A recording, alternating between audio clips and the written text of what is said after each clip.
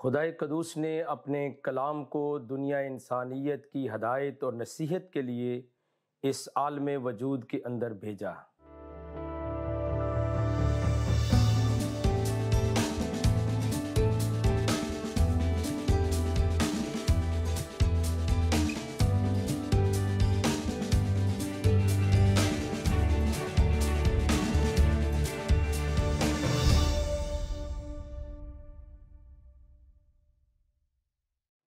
Programme دوستی کا ہاتھ بھائی صدیق کے ساتھ میں ہوں آپ کا میزبان پاسٹر صدیق پال۔ آپ سبوں کی خدمت میں سلام، شالوم اینڈ السلام علیکم۔ اپنے ہفتہ وار نئے سلسلے کے ساتھ آپ کی خدمت میں حاضر ہوں، اور اس ایمان اور امید کے ساتھ کہ جو کچھ ہم باہمی طور پر شراکت کے طور پر سیکھیں گے، سمجھیں گے، سمجھائیں گے، وہ ہم سبوں کے لیے باعث برکت ہوگا۔ تو اس ہفتے سے ہم ایک بالکل نئے موضوع کا آغاز کر رہے ہیں، نیا ٹاپک ہے، اور یہ ٹاپک ہے قرآن سے قرآن تک، یعنی قرآن شریف کی باتیں جو ہیں وہ قرآن ہی میں سے لے کر ان کا بیان۔ اور اس کی ضرورت کیوں پیش آئی، یہ بہت اہم سوال ہے، اس لیے کہ دنیا مذاہب کے اندر دو بڑے مذاہب ہیں، عالم مسیحیت اور عالم اسلام، اور ان دونوں مذاہب کے ماننے والوں کی ایک بہت بڑی تعداد موجود ہے اس دنیا کے اندر۔ لیکن ان دونوں مذاہب کی دو بڑی کتابیں ہیں، یعنی بائبل مقدس، توریت شریف، انجیل شریف، زبور شریف، اور صحائف انبیاء کا جو مجموعہ ہے وہ خدائے قدوس نے بنی نوع انسان کی ہدایت کے لیے ہم کو عطا کیا ہے۔ اور اسی طرح اہل اسلام کے لیے کتاب جو ہے وہ قرآن شریف ہے، جس کے فالوورز بھی کافی بڑی تعداد کے اندر موجود ہیں، لیکن الٹیمیٹلی آج کی دنیا تک، آج کی تاریخ تک جو ہے وہ عالم مسیحیت کے ماننے والے دنیا میں سب سے زیادہ ہیں۔ قرآن سے قرآن تک کے ٹاپک کی ضرورت اس لیے ہے کہ یقینی طور پر دنیا کے بالعموم تمام مذاہب کے اندر، اور بالخصوص ان دو بڑے مذاہب یعنی عالم مسیحیت اور عالم اسلام کے اندر بہت ساری ایسی باتیں ہیں، واقعات ہیں، عقائد ہیں، عقیدتیں ہیں، محبتیں ہیں جن کا کتابی متن کے ساتھ کوئی تعلق نہیں ہوتا۔ مثال کے طور پر بہت ساری باتیں ہیں جو کہ قرآن شریف کے اندر اس طرح سے بیان نہیں کی گئیں، اس طرح سے نہیں لکھی گئیں جس طرح سے آپ اس زمانے کے اندر اپنے ماحول اور اپنے کلچر کے اندر مسلمان بہن بھائیوں سے یا مسلم علماء کرام سے آپ سنتے ہیں۔ اسی طرح بائبل مقدس کے اندر بھی بہت ساری ایسی باتیں ہیں جو کہ یا تو بیان نہیں کی جاتی، اور اگر بیان کی جاتی ہیں تو اپنے تفسیری انداز کے اندر بیان کی جاتی ہیں۔ یعنی میں کہنا یہ چاہتا ہوں کہ عالم مسیحیت کے اندر بھی بہت سارے لوگ ہوں گے جو کہ صحیح معنوں میں کتاب مقدس، توریت شریف کو، انجیل شریف کو اور زبور شریف اور صحائف انبیاء کو نہیں سمجھتے، مگر اپنے عقائد، اپنی دعاؤں، اپنی مناجات اور اپنے معاملات کے اندر وہ کتاب مقدس سے اکتساب نہیں کرتے، یعنی اس سے پوچھتے نہیں، اس سے مسائل اخذ نہیں کرتے، اس سے تعلیم حاصل نہیں کرتے، بلکہ اپنے کلچر، ماحول اور علاقے کے مطابق اپنی باتوں کو دوام دیتے ہیں، یعنی آگے بڑھاتے ہیں۔ اور اسی طرح کا حال جو ہے وہ قرآن شریف کی طرف بھی ہے کہ بہت سارے معاملات ہیں جن کا قرآن شریف میں یا تو قطعی طور پر ذکر نہیں، جو آپ عام مسلمان بہن بھائی سے جانتے ہیں یا سنتے ہیں یا وہ آپ سے بیان کرتے ہیں، اور یا پھر ان کا جو بیانیہ ہے یا ان کا جو بیان کرنے کا انداز ہے وہ قرآن شریف سے بالکل بہت مختلف ہے۔ یعنی یا تو ان کی اپنی ذاتی آراء ہے، ذاتی عقیدت ہے، محبت ہے، اور پھر اس کے اوپر عقیدت کا اندھا غلبہ ہے کہ وہ باتیں قرآن شریف میں نہیں ہیں، لیکن جب وہ آپ سے اسلام کو بیان کریں گے یا قرآن کو بیان کریں گے تو وہ اپنی باتیں کہیں گے۔ یہ جو ہمارا نیا سلسلہ گفتگو ہے قرآن شریف سے لے کر قرآن شریف تک، یعنی جسے مختصر طور پر قرآن سے قرآن تک میں کہنا چاہتا ہوں، وہ دونوں اطراف کے لوگوں کے لیے اور ایمانداروں کے لیے باعث برکت ہوں گی۔ فار ایگزامپل کرسچن بہن بھائی یا مسیحی بہن بھائی یا یہودی یا دیگر اقوام جو کچھ بھی اسلام کے بارے میں سنتے ہیں، اس کے بارے میں آپ کا رویہ اس طرح سے ہونا چاہیے کہ آپ کو بات سننی چاہیے جو بھی آپ سے بیان کر رہا ہے، لیکن اسے دعوت فکر دیں اس مسلمان بہن بھائی کو، اس عالم کو، اس محقق کو، کہ جو کچھ بھی آپ نے بیان کیا ہے کیا اس کی روٹ، کیا اس کی جڑ، کیا اس کی بنیاد یا بیس قرآن شریف کے اندر موجود ہے۔ اگر تو وہ قرآن شریف کے اندر موجود نہیں ہے، اس کا مطلب ہے اس دین اسلام کی یہ مذہبی کتاب ہے، یہ ریٹن ٹیکسٹ ہے، اگر اس کے اندر موجود نہیں ہے تو پھر آپ یقین کر لیجئے کہ اس شخص کا زبانی جمع خرچ ہے، اس کی اپنی آراء ہے، اپنی تعویل اور تفصیل اور تفسیر ہے، اس کا قرآن شریف کے ساتھ کوئی تعلق نہیں ہے۔ اس کا فائدہ دونوں طرف کے لوگوں کو یہ ہوگا کہ بہت ساری ہو سکتا ہے ایسی باتیں جب ہم موضوعات میں سے آگے ہفتہ وار پروگرام میں دوستی کا ہاتھ بھائی صدیق کے ساتھ بڑھیں گے، قرآن سے قرآن تک کا جو موضوع ہے یہ کئی ہفتوں کے اوپر محیط ہوگا، تو اس بڑی مشکل کا ازالہ بھی ہو جائے گا جو کچھ مائٹ بھی مسیحی بہن بھائیوں نے سنا ہے مسلمان بہن بھائیوں کے منہ سے یا ان کے علماء سے، ہو سکتا ہے وہ قرآن شریف کے ٹیکسٹ کے اندر، اس کے متن کے اندر ریٹن فارم میں یعنی تحریری صورت میں موجود ہی نہ ہو۔ اس کا فائدہ مسیحی بہن بھائیوں کو یہ ہوگا کہ وہ یقینی طور پر صحیح جو باتیں جو قرآن کے مطابق ہیں وہ اپنے مسلمان بہن بھائیوں یا دوستوں کو بیان کر سکتے ہیں کہ قرآن شریف کے اندر اس طرح سے نہیں لکھا ہوا۔ اور پھر مسلمان بہن بھائیوں کے لیے فائدہ یہ ہے کہ جتنی وہ نفرت یا کبھی کدورت یا بہت ہی سخت رویہ مسیحی اقوام کے بارے میں یعنی مسیحی مومنین کے بارے میں رکھتے ہیں، عین ممکن ہے کہ قرآن نے وہ بات ہی نہ کہی ہو، لیکن وہ عرصہ دراز سے سال ہا سال سے مسیحیوں کے خلاف اپنا نقطہ نظر رکھتے ہیں۔ تو یوں گویا دونوں اطراف کے جو لوگ ہیں، جو عوام الناس ہیں، ان کے لیے یہ ٹاپک باعث برکت ہوگا، اور مسیحی مومنین کے لیے اس طرح سے بھی اچھا رہے گا یہ ٹاپک کہ وہ بہت کچھ سیکھیں گے جو کہ اکارڈنگ ٹو قرآن ہے، مذہبی کتاب یعنی دینی کتاب کے مطابق جو باتیں ہوں گی وہ برج میکنگ کے لیے، ایک دوسرے کے ساتھ ملنے کے لیے، گفت و شنید کے لیے، علمی مذاکرہ کے لیے استعمال کر سکیں گے۔ اور اگر اس کا فقدان رہے گا دونوں طرف سے تو یاد رکھیے کہ برج میکر جو ہیں، ملانے والے، اکٹھا بٹھانے والے، جہاں پر ہم علمی بحث کر سکیں، علمی مذاکرہ کر سکیں، وہ لوگ بہت کم ہیں۔ لیکن یاد رکھیے جو برج بریکر ہوتے ہیں، جو تعلقات کو توڑتے ہیں، دشمنی کو رواج دیتے ہیں، وہ بہت سارے لوگ ہوں گے۔ اس لیے تمہیدی طور پر میں آپ کے ساتھ یہ شیئر کر رہا ہوں کہ یہ چونکہ ایک بالکل منفرد موضوع ہے قرآن سے قرآن تک، تو چونکہ جو بھی مذہب کی کتاب ہوتی ہے وہ اس مذہب کا بنیادی ماخذ ہے، یہاں پر مسائل کے اوپر، ایمانیات کے اوپر، اور پھر معاشیات کے اوپر، روحانیت کے اوپر، اور پھر علم الہیات کی بات کو ہم آگے بڑھاتے ہیں۔ اس کے علاوہ جو کچھ بھی ہوتا ہے وہ کسی کی اپنی ذاتی آراء ہو سکتی ہے، اپنی ذاتی رائے ہو سکتی ہے، اپنا ذاتی خیال ہو سکتا ہے، اور اسی وجہ سے مذاہب کے لوگ کچھ بدنام ہوتے چلے جا رہے ہیں چونکہ وہ ایک دوسرے کی کتابوں کو نہیں پڑھتے ہیں اور سنی سنائی باتوں کو بیان کرتے ہیں۔ حالانکہ فاؤنڈر آف اسلام، پیغمبر اسلام نے یہ بات اپنی زندگی میں کہہ دی کہ ہر سنی سنائی بات کا آگے بیان کرنے والا جھوٹا شخص ہے، اور قرآن شریف کے اندر یہ موجود ہے کہ جب معاملات تمہارے پاس آئیں تو یہ نہ ہو کہ سنی سنائی باتوں پہ یقین کر لو، بلکہ اس کی پہلے سے تحقیق کر لیا کرو۔ تو یہ جو تحقیق کا عنصر ہے یہ مذاہب کے اندر سے غائب ہوتا چلا جا رہا ہے۔ مثال کے طور پر آج کی اس پہلی نشست کے اندر قرآن سے قرآن تک کا جو موضوع ہے، اس میں میں ایک زندہ گواہی اور ایک سچا واقعہ آپ سب ناظرین کے ساتھ، دونوں اطراف کے لوگوں کے ساتھ شیئر کرنا چاہتا ہوں۔ بہت سال ہوئے کہ میری ملاقات ایک پیر صاحب سے ہوئی۔ وہ ایک اچھے انسان تھے لیکن وہ اس دار فانی سے رخصت ہو چکے ہیں، یعنی اب وہ اس دنیا کے اندر موجود نہیں ہیں۔ اور جب میں ان سے ملا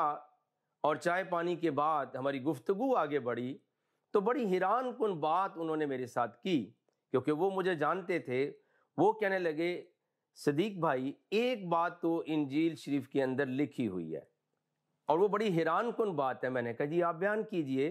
تو وہ کہنے لگے یہ بالکل سچا واقعہ بیان کر رہا ہوں، لیکن کئی سال پہلے کا یہ واقعہ ہے، اور آج بھی مجھے یادداشت کے طور پر اپنے ذہن کے اندر میں نے اس کو محفوظ رکھا ہے. تو وہ کہنے لگے کہ حیران کن بات یہ لکھی انجیل شریف کے اندر کہ حضرت عیسیٰ مسیح یعنی حضرت یسوع المسیح جو ہیں انہوں نے اپنی انجیل شریف کے اندر بیان کیا ہے کہ میں جناب پیغمبر اسلام حضرت محمد صلی اللہ علیہ وسلم کے جوتوں کے تسمے کھولنے کے لائق نہیں. اب آپ چونکہ ناظرین جو مسلم ناظرین ہیں انہوں نے بھی علماء کرام سے یہ بات عقیدت کے اندر محبت کے غلبے کے اندر سنی ہوگی اور بلا تحقیق سنی ہوگی، لیکن مسیحی جو حضرات ہیں ان میں بھی کئی ایسے لوگ ہیں جنہوں نے یہ بات آلریڈی سنی ہوگی کہ اس طرح کا وہاں پر عقیدہ پایا جاتا ہے. تو میں نے ان پیر صاحب سے عرض کیا کہ آپ کو کتنی شدت کے ساتھ یہ معلوم ہے کہ یہ بات کتنا یقین ہے کہ مسیحیوں کی انجیل شریف کے اندر موجود ہے. تو انہوں نے جو دوسری بات کہی وہ بڑی حیران کن تھی. وہ کہنے لگے انہوں نے بہت ہی بڑے عالم کا نام لیا، ان کو میں بھی اپنی زندگی میں جانتا تھا اور مل چکا ہوں. مولانا منظور احمد چنیوٹی کا انہوں نے نام لیا کہ انہوں نے ایک جلسہ عام کے اندر یہ بات منبر رسول کے اوپر کہی تھی کہ اگر یہ بات مسیحیوں کی انجیل کے اندر موجود نہ ہو تو 10,000 روپیہ میں انعام دے سکتا ہوں اگر یہ حوالہ غلط ثابت ہو. تو میں نے پیر صاحب کے اس ساری بات چیت کا فائدہ اٹھایا اور میں نے کہا کہ آپ کے گاؤں کے اندر جہاں وہ رہتے تھے کچھ مسیحی حضرات موجود ہیں. تو انہوں نے کہا جی کچھ چند فیملیز تھیں، کچھ تو جا چکے ہیں اور کچھ ہیں. تو میں نے کہا کہ آپ کوشش کیجئے کہ ان کی انجیل شریف جو ہے وہ ان سے لے کر آئیے یا کسی کے ہاتھ سے منگوا لیجئے اور آج ہم فیصلہ کرتے ہیں. آپ اندازہ کیجئے کہ جب انجیل شریف نے فیصلہ کیا تو وہ کتنی بڑی سچی بات تھی جو انجیل شریف نے بیان کر دی، اور پیر صاحب کے پاس کہنے کے لیے پھر کچھ بھی موجود نہیں تھا. اب وہ واقعہ جو ہے وہ جناب حضرت متی کی معرفت جو انجیل شریف بائبل مقدس کے اندر موجود ہے اس میں یہ واقعہ میں آپ کے ساتھ شیئر کرتا ہوں، اور آپ کو قرآن سے قرآن تک کے اس تمہیدی تعارف کا بھی فائدہ ہوگا کہ واقعتاً جب مذاہب کی کتابوں کا ٹیکسٹ یعنی متن نہ پڑھ لیا جائے پھر غلط فہمیاں پیدا ہوتی ہیں، پھر ہم کچھ سے کچھ کہہ دیتے ہیں اور بعض دفعہ ہم مقدس ہستیوں اور جناب حضرت مسیح کی شان اقدس میں گستاخی بھی کر سکتے ہیں. اب واقعہ جو تھا وہ انجیل شریف میں کچھ اور طرح سے ہے، لیکن پیر صاحب نے ایک بہت بڑے عالم کا نام لے کر بیان کیا کہ انہوں نے یہ واقعہ بیان کیا ہے. تو میں آپ کے ساتھ شیئر کر رہا ہوں پہلے کہ مقدس متی کی معرفت جو انجیل شریف ہے اس کے اندر بات کیا لکھی ہوئی ہے اور انہوں نے کس طرح سے اس کو ٹویسٹ کیا. یہ متی کی انجیل شریف کا 3 باب ہے اور اس کی پہلی آیت سے میں آپ کے ساتھ شیئر کر رہا ہوں. ان دنوں میں یوحنا بپتسمہ دینے والا اور یہودیہ کے بیابان میں یہ منادی کرنے لگا کہ توبہ کرو کیونکہ آسمان کی بادشاہی نزدیک آ گئی ہے. پھر غور سے سنیے، یہ حضرت یحییٰ علیہ السلام کے بارے میں ہے جن کو حضرت یوحنا یعنی جان دا بیپٹسٹ بھی کہا جاتا ہے. ان دنوں میں یوحنا بپتسمہ دینے والا آیا اور یہودیہ کے بیابان میں یہ منادی کرنے لگا کہ توبہ کرو کیونکہ آسمان کی بادشاہی نزدیک آ گئی ہے. پھر وہ اس کی 3 آیت میں بیان کرتے ہیں اور 4 آیت میں ان کی پشاب کے بارے میں لکھا ہے، پھر ان کی خوراک کے بارے میں لکھا ہے، اور پھر 5ویں آیت میں لوگ ان کے ارد گرد جمع ہوتے ہیں، وہ توبہ کی منادی کرتے ہیں، اور پھر اس کی 10ویں آیت میں کہتے ہیں لکھا یہ ہے اور اب درختوں کی جڑ پر کلہاڑا رکھا ہوا ہے، پس جو درخت اچھا پھل نہیں لاتا وہ کاٹا اور آگ میں ڈالا جاتا ہے. میں تو تم کو توبہ کے لیے پانی سے بپتسمہ دیتا ہوں، لیکن جو میرے بعد آتا ہے وہ مجھ سے زور آور ہے، میں اس کی جوتیاں اٹھانے کے لائق نہیں. وہ تم کو روح القدس اور آگ سے بپتسمہ دے گا، اس کا چھاج اس کے ہاتھ میں ہے، وہ اپنے کھلیان کو خوب صاف کرے گا اور اپنے گیہوں کو تو کتے میں جمع کرے گا مگر بوسی کو آگ میں ڈالے گا جو بجھنے کی نہیں. اس وقت یسوع گلیل سے یردن کے کنارے یوحنا کے پاس اس سے بپتسمہ لینے آیا. تو واقعہ انجیل شریف میں ہے جناب حضرت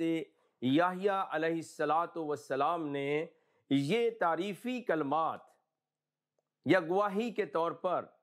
یہ شان اقدس بیان کی ہے اپنے بعد کے آنے والے المسیح خداوند یسوع المسیح، یعنی حضرت سیدنا یسوع المسیح کا وہ بیان کر رہے ہیں کہ میں ان کی جوتیوں کے تسمے کھولنے کے لائق نہیں۔ لیکن اس لیے یہ پرابلم اس پیر صاحب کے ساتھ تھا کہ انہوں نے کبھی بھی انجیل شریف کو نہیں پڑھا، بلکہ انہوں نے کیا کیا تھا کہ سنی سنائی بات کو مجھ تک بیان کیا۔ اور جب میں نے یہ حوالہ ان کو پڑھ کے سنایا، ناموں کے ساتھ، چیپٹر کے ساتھ، آیات کے ساتھ، اور پھر انجیل مقدس کا نام بتایا، تو وہ حیران ہو گئے۔ اور میں نے لطف کے طور پہ ان سے کہا کہ وہ 10,000 روپے کا انعام تو میرا بنتا ہے، کیونکہ جو کچھ مولانا صاحب نے بیان کیا ہے وہ انجیل شریف کے اندر موجود نہیں ہے۔ تو یہ میں نے ایک مثال آپ کو بیان کی ہے، گواہی دی ہے، اور اسی طرح یاد رکھیے کہ بہت ساری باتیں آگے چل کر ہفتہ وار ہمارے پروگرام کے اس موضوع میں قرآن سے قرآن تک کے اندر آئیں گی کہ شاید آپ نے پہلے کبھی سنی بھی نہیں ہوں گی۔ اور جب ہم اس بات کے لیے آپ کو اس کلام کی قدرت سے آگاہ کریں گے، جیسے میں نے جناب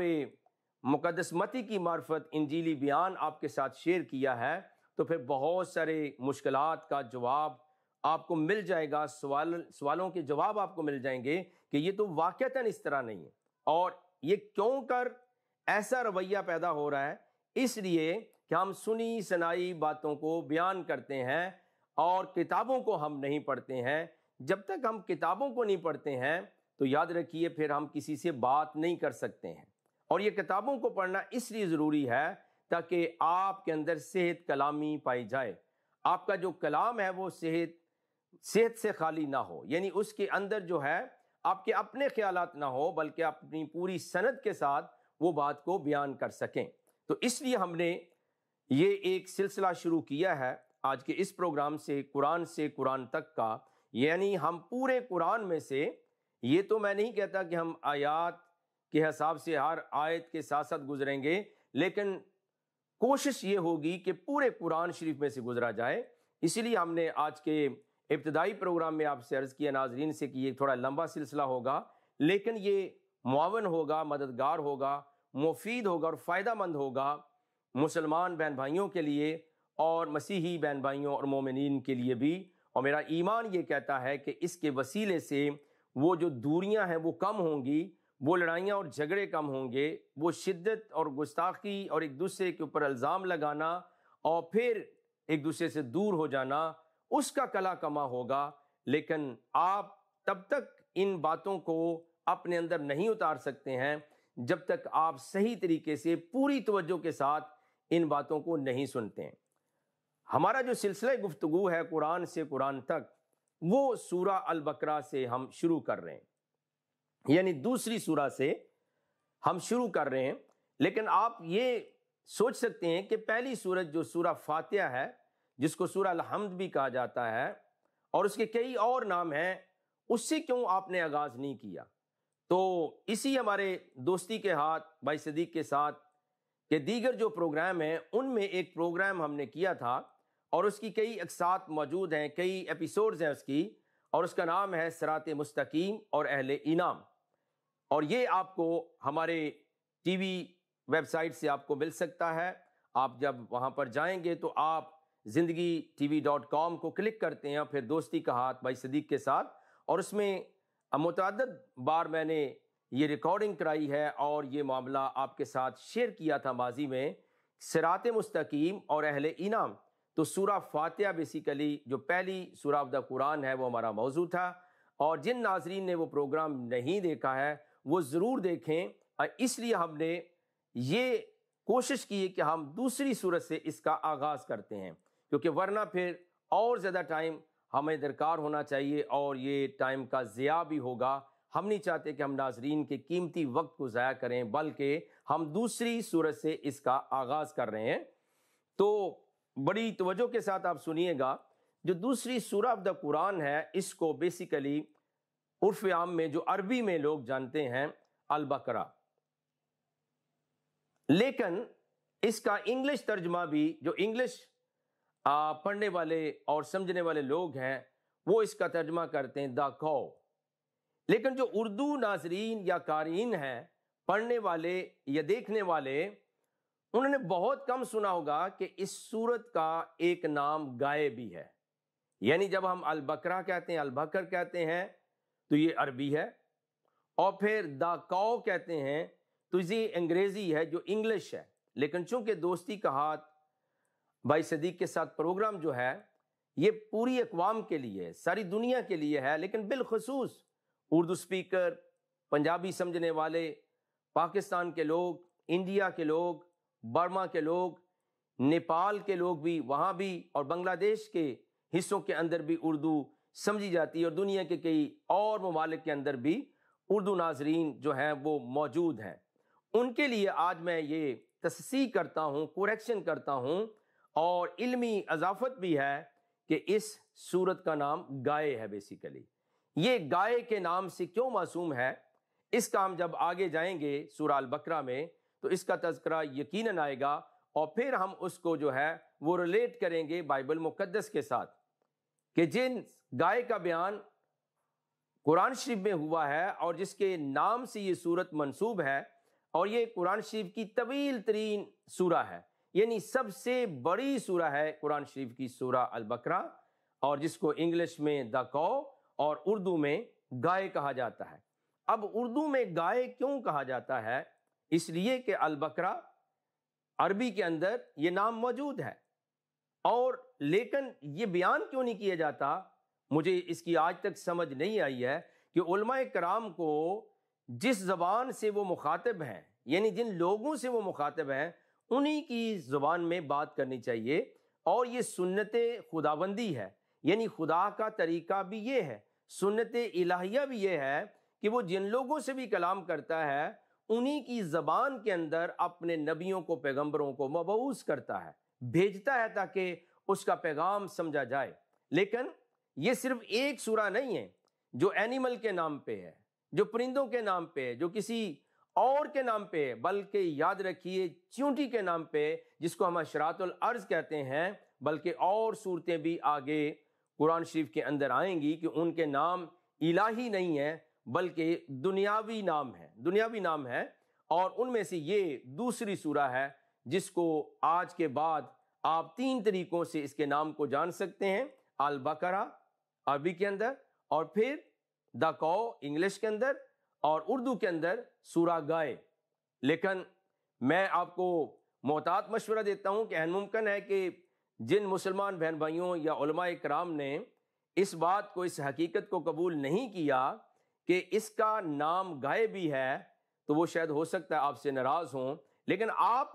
علم کی طاقت کو نہ چھوڑیے، کیونکہ علم جو ہوتا ہے وہ آپ کے اندر خوبصورتی پیدا کرتا ہے، علم آپ کے اندر دلیری پیدا کرتا ہے، اور جہالت آپ کے اندر بدصورتی پیدا کرتی ہے، بے ترتیبی پیدا کرتی ہے، اور پھر خوف پیدا کرتی ہے۔ لیکن علم آپ کو جینے کا سلیقہ بتاتا ہے، تو آپ نے گھبرانا نہیں ہے، لیکن علمی بات کو دنیا تک پہنچائیے گا تاکہ وہ سمجھ سکیں کہ بیسیکلی اس سورت کا نام کیا ہے، اور اس سورت کو سورہ گائے کیوں نہیں کہا جاتا۔ یہ چونکہ کلچرل ایفیکٹ ہے، یہ کسی ثقافت کا، کلچر کا اثر ہے کہ لوگ کہتے ہیں لو جی قرآن شریف کی یہ سورت ہے، اس کا نام گائے، تو بیسیکلی جب آپ عربی کے اندر بول رہے ہیں تب بھی آپ گائے کہہ رہے ہیں، جب آپ دا کو کہہ رہے ہیں تب بھی آپ گائے کہہ رہے ہیں، اور جب اردو کے اندر یا پنجابی کے اندر بولیں گے تو گائے اس کا نام تو آئے گا۔ لیکن ہم کب تک اس حقیقت کو چھپائیں گے؟ بلکہ یاد رکھیے کہ اگر کسی مذہب کی کتاب ہے، کوئی بھی مذہب ہو،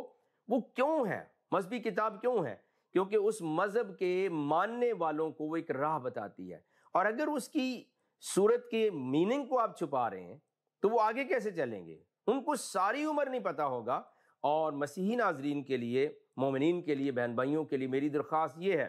آپ اپنے دوستوں کے ساتھ، مسلم بہن بھائی اور جو آپ کے دوست ہیں ان کے ساتھ ضرور بیٹھیے گا، اور اس بات کے اوپر ان کے ساتھ یقینی طور پر تبادلہ خیال کریں کہ جو دوسری سورہ ہے اس کا نام کیا ہے، اور آپ کو یہی سننے کو ملے گا البقرہ ہے، سورہ بقرہ، یہ دوسری سورہ ہے، لیکن بہت محدود ہے، یا کم یا کوئی بندہ آپ کو ملے گا جو یہ کہے گا کہ اس کا نام گائے بھی ہے، سورہ گائے بھی ہے۔ تو سورہ گائے جو ہے اس کا نام ہے، اور چونکہ عرف عام میں اس کو سورہ البقرہ کہا جاتا ہے، اور پھر یہ قرآن شریف کے اندر موجودہ جو ترتیب ہے قرآن کی، اس کے اندر یہ سیکنڈ سورہ ہے، دوسری سورہ ہے قرآن شریف کی۔ آئیے تھوڑا سا ہم قرآن شریف کی طرف بڑھتے ہیں اور اس کو کھولتے ہیں اور پھر ہم آگے چلیں گے۔ تو میں آغاز کر رہا ہوں، اور میں نے اپنے جو قرآن شریف جس کو میں استعمال کرتا ہوں پڑھنے کے لیے اپنے مطالعہ کے لیے، اس کا پیج نمبر 2 ہے، اور وہاں پہ لکھا ہے البقرہ دا کاؤ، اور میں نے اردو کے اندر گائے بھی لکھا ہے کہ بیسیکلی اس کا نام اردو کے اندر جو ہے وہ گائے ہے۔ اور اس کا آغاز کہاں سے ہو رہا ہے؟ الٹیمیٹلی بسم اللہ الرحمن الرحیم لکھا ہوا ہے، لیکن میں نے اس کے اوپر بھی ایک پروگرام کیا تھا کہ بیسیکلی بسم اللہ الرحمن الرحیم جو ہے یہ کس نے پہلی دفعہ لکھا اس کو، یا کس سے اس کی ادائیگی ہوئی؟ تو یاد رکھیے یہ حضرت سلیمان بن داؤد بادشاہ جو ہیں انہوں نے ایک خط لکھا تھا، اور قرآن شریف کے اندر وہ سٹوری، وہ قصہ موجود ہے جس کے اوپر انہوں نے خط کے ابتدا میں بسم اللہ الرحمن الرحیم لکھا ہے، ٹھیک ہے۔ اور پھر اس کا آغاز کہاں سے ہو رہا ہے؟ اس کا آغاز 3 بنیادی لیٹر یا حروف کے ساتھ ہو رہا ہے، الف لام میم یا الف لام میم۔ یہ قرأت کے مختلف انداز ہیں، تو یہ 3 لیٹرز حروف جو ہیں اس کے آغاز میں آئے ہیں، اور انہی سے اس سورت کا آغاز ہو رہا ہے۔ اور پھر نزول کے طور پر یہ مدنی سورت ہے، اور اس سورت میں چل کر آگے تفصیل کے ساتھ گائے کا واقعہ بھی آئے گا، اور اس سورت میں جو ہے 286 آیات ہیں، اور یہ قرآن شریف کی سب سے طویل سورہ ہے۔ ہم پروگرام کے اختتام میں دعا کرتے ہیں۔ پیارے خدا، ہم آپ کا شکریہ ادا کرتے ہیں، تجھ رب الفاظ ہے، قومیں تیرے نام سے منسوب ہیں، ہم سب کو برکت دیجئے، ناظرین کے ساتھ ہوں، اور یہ برکت دیجئے کہ ہم سمجھیں اور دوسروں کو بیان کریں۔ یہ دعا ہم تیرے پاک المسیح یسوع المسیح کے نام سے مانگتے اور پاتے ہیں، آمین۔ ناظرین، دیکھتے رہیے گا پروگرام دوستی کا ہاتھ بھائی صدیق کے ساتھ۔ اگلے ہفتے تک کے لیے ہم آپ سے اجازت چاہتے ہیں۔ خدا حافظ۔